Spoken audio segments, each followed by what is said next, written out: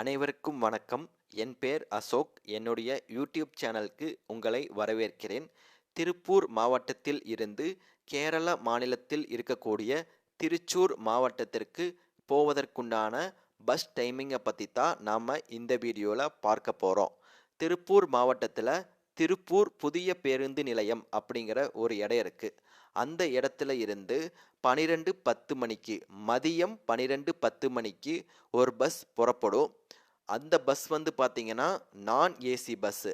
விருப்பம் உள்ளவர்கள் அந்த பஸ்ஸில் ஏறி திருச்சூர் மாவட்டத்திற்கு போகலாம்.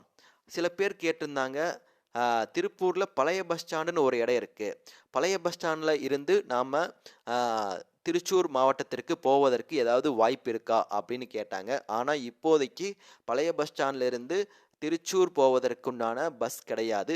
திருப்பூர் பழைய பேருந்து நிலையத்திலிருந்து கேரள மாநிலத்தின் பிற மாவட்டங்களான குருவாயூர், பாலக்காடு போன்ற பிற மாவட்டங்களுக்கு போவதற்கு பேருந்து இருக்கு தவிர திருச்சூருக்கு பேருந்து கிடையாது.